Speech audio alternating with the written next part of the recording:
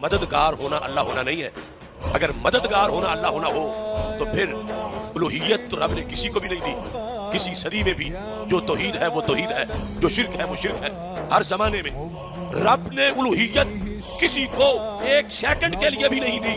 अगर कोई ये कहे कि मददगार होना अल्लाह होना है तो ये बताए फिर बदर के मैदान में फरिश्ते क्या करने गए थे? मददगार थे मगर अल्लाह नहीं थे।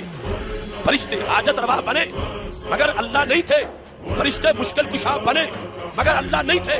धांधली यहाँ हुई कि जिन लोगों ने तर्जमा किया कि अल्लाह होने का मतलब है हाजत रवा होना, मुश्किल कुशा होना, मददगार होना, दस्तगीर होना, करीब नवाज होना, दाता होना।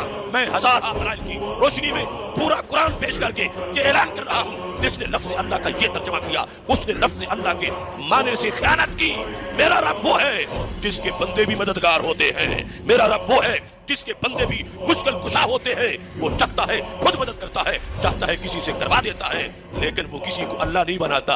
अल्लाह है वाजिबुल वजूद होना, अल्लाह है मुस्तहिक की इबादत होना। वो सिर्फ रब्बे वहदहू ला शरीक की शान है, उसके सिवा कोई एक भी ऐसा नहीं जिसमें ये सिफ्तें मौजूद हो।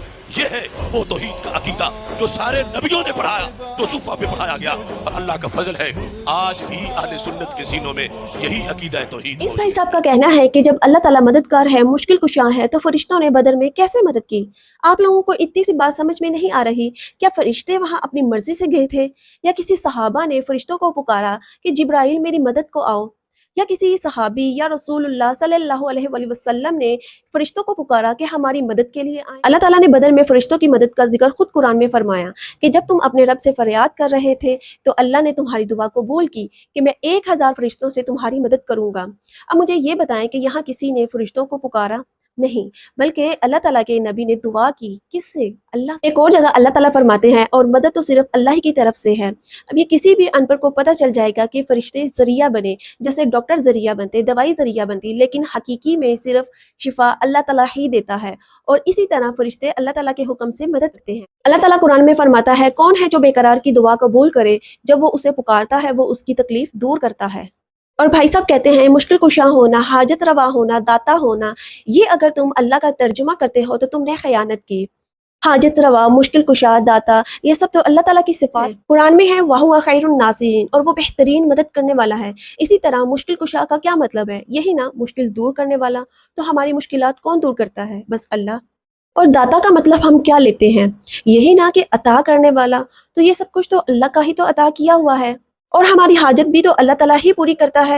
अगर कोई शख्स अल्लाह ताला को इन नामों से पुकारता है तो इसमें खयानत कैसी? हाँ, अगर गैब में कोई अल्लाह के सिवा किसी और को पुकारे, किसी भी नबी को, सहाबी को, हत्ता कि अल्लाह के नेक बंदों को भी, तो ये शिर्क है।